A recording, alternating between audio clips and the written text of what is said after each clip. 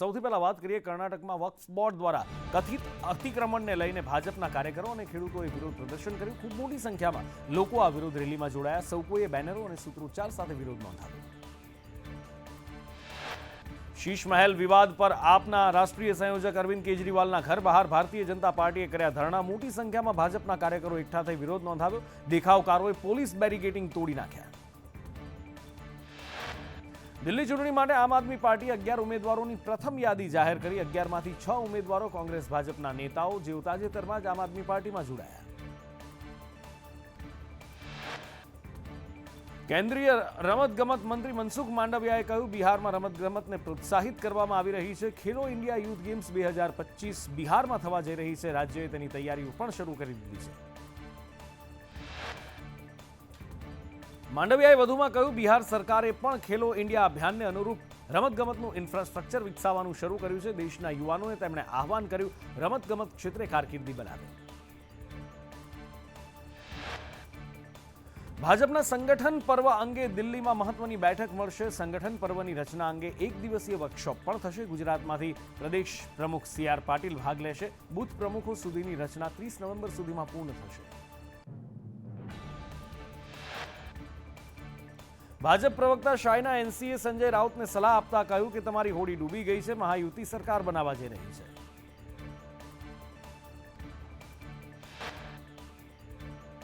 પંજાબમાં કેન્દ્રીય મંત્રી તોખાન સાહુએ ટ્રેક્ટર ચલાવ્યું, સાથે જ લોકોને પરાળી ન બાળવા માટે પણ અપીલ કરી।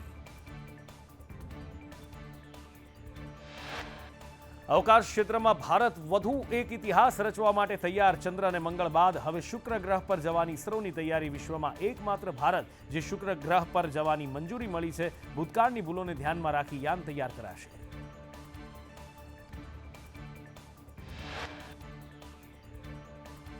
લખનૌમાં યોગી આદિત્યનાથે ફિલ્મ ધ સાબરમતી રિપોર્ટ નિહાળી। ફોનિક્સ પેલેસિયા મોલમાં નાયબ મુખ્યમંત્રી બ્રિજેશ પાઠકે પણ ફિલ્મ નિહાળી।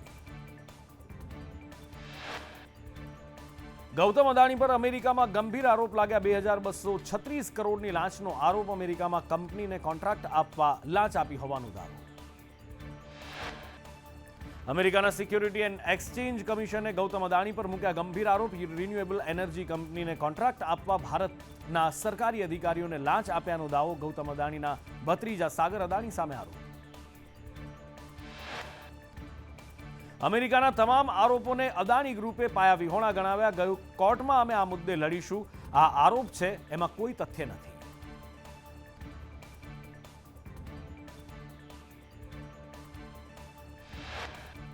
અમેરિકાના સિક્યોરિટી એન્ડ એક્સચેન્જ કમિશનને ગૌતમ અદાણી પર ગંભીર આરોપ મૂકતા $265 મિલિયન એટલે કે 2236 કરોડની લાંચનો આરોપ લગાવ્યો। ગૌતમ અદાણી ગ્રુપે આ આરોપોને ફગાવ્યા।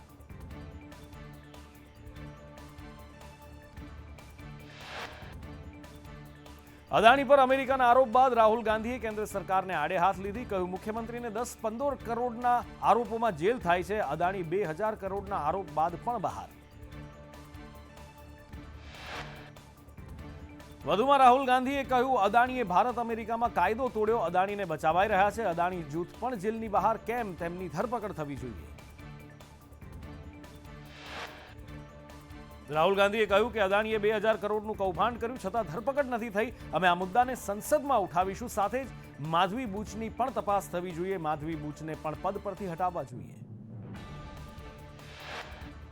રાહુલે કહ્યું કે આરોપ મારા નથી, અમેરિકન એજન્સીના છે। જ્યાં ભ્રષ્ટાચાર થયો છે ત્યાં લોકોને પકડો। ભ્રષ્ટાચારની તપાસ થવી જોઈએ। સત્ય સામે આવીને જ રહેશે।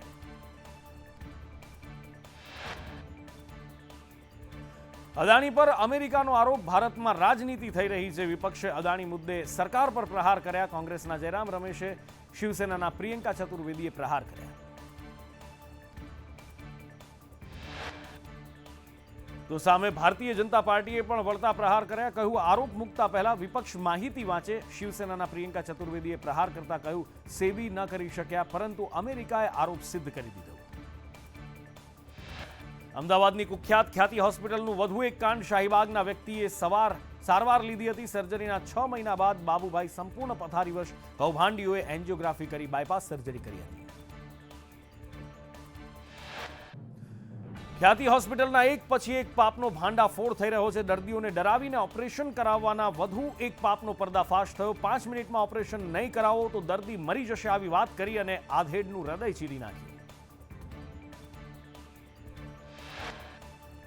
ખ્યાતિકાંડના કૌભાંડીના ઘરે સંદેશ ન્યૂઝ પહોંચ્યું. ફરાર રાજશ્રી કોઠારીના બંગલે તપાસ કરી ભૂગર્ભમાં ઉતરેલા સંચાલકોને પકડવામાં તંત્ર અને પોલીસ નિષ્ફળ. લોકોના જીવ સાથે રમત રમતા ખ્યાતિ હોસ્પિટલના સંચાલકો આબાદ અને ફરાર.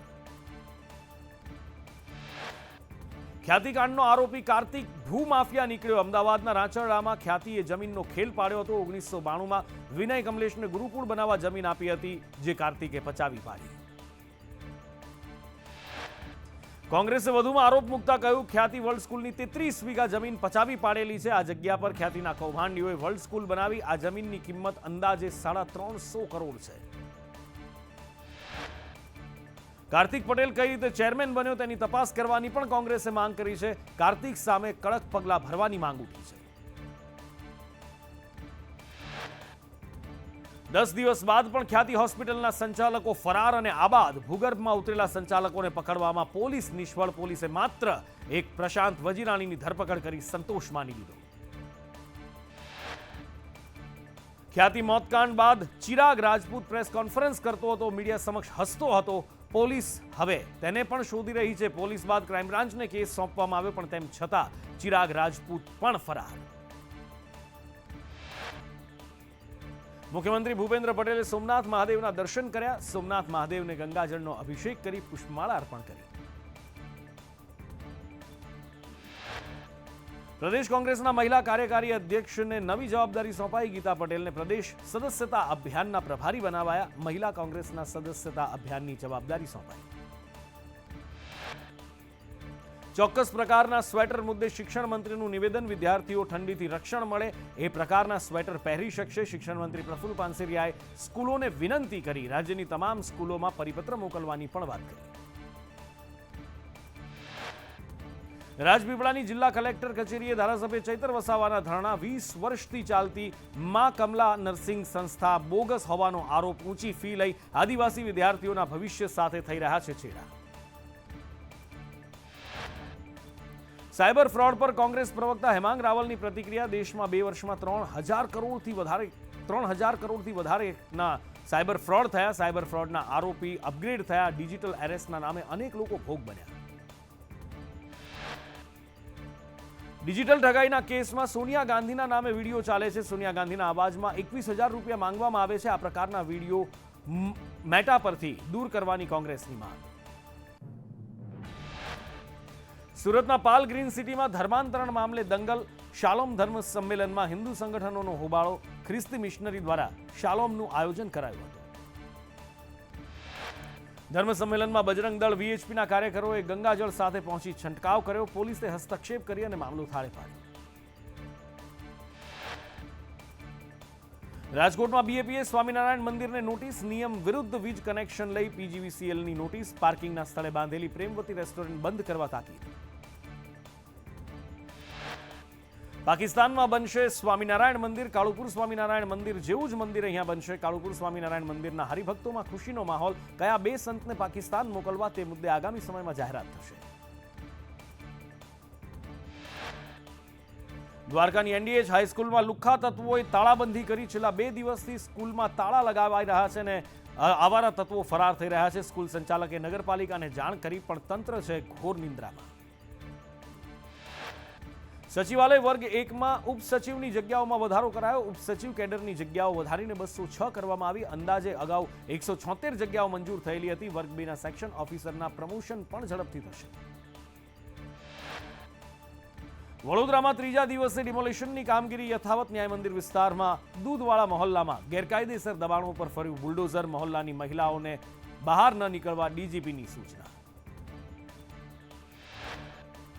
છોટાઉદેપુરમાં આધાર કાર્ડ સાથે મોબાઈલ નંબર લિંક કરાવવા લાંબી લાઈનો લાગી. કવાંટમાં લોકો નસવાડી આવવા મજબૂર બન્યા. સવારથી આધાર કાર્ડ અપડેટ કરવા અરજદાર પરેશાન. સુરતના કતારગામમાં પણ ઝોનલ ઓફિસમાં કેવાયસી માટે અરજદારોની લાંબી લાઈન. ધીમી કામગીરીના કારણે લોકો પરેશાન થઈ રહ્યા છે. આધાર કાર્ડમાં નંબર ખોટા બતાવાતા હોવાનો આક્ષેપ.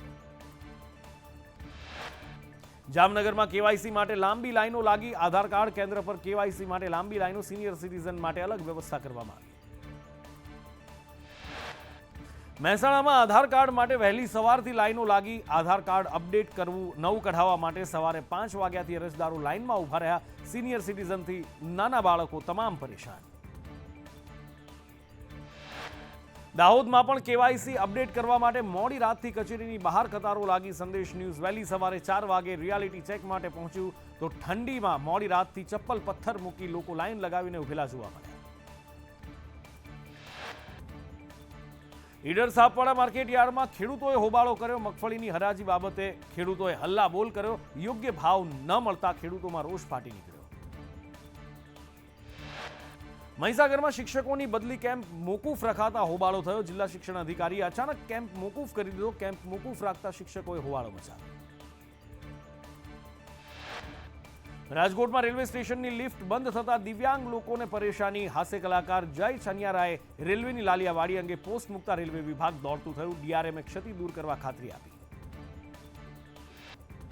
વોટ્સએપ હેક કરી છેતરપિંડી કરતી ગેંગનો પર્દાફાશ થયો. સ્ટેટ સાયબર ક્રાઇમ સેલે ગેંગના સભ્યોને ઝડપી પાડ્યા. માત્ર શાળા કોલેજની યુવતીઓને જ કરતા ટાર્ગેટ. પોલીસે સિવિલમાં કેસ પેપર માંગ્યા પણ અપાયા નહીં. સિવિલ હોસ્પિટલે પેપર આપવાથી હાથ ખંખેરી નાખ્યા. સિવિલ હોસ્પિટલમાં દર્દીઓની સુરક્ષા સામે વલસાડમાં ઉઠ્યા સવાલ. જમીન કૌભાંડમાં જે.કે. સ્વામીની ધરપકડ કરવામાં આવી. આણંદના રીંજામાં મંદિર માટે જમીનના નામે 1 કરોડની ઠગાઈ કરી હતી. જે.કે. સ્વામી અને મનસુર ખાનને કોર્ટમાં રજૂ કરાતા 5 દિવસના રિમાન્ડ મંજૂર થયા. રાજ્યમાં ઠંડીનું જોર વધશે. મોટાભાગના જિલ્લામાં 1 થી 2 ડિગ્રી તાપમાન ઘટ્યું. નલિયામાં સૌથી ઓછું તાપમાન રાજ્યમાં નોંધાયું 13 ડિગ્રી. અમદાવાદમાં 24 કલાકમાં 1 ડિગ્રી તાપમાન ઘટ્યું. ગાંધીનગરમાં 17.8 ડિગ્રી નોંધાયું તાપમાન. ઉત્તર પૂર્વીય દિશાથી પવન આવે છે અને માટે હવે ઠંડીનો ચમકારો અનુભવાશે.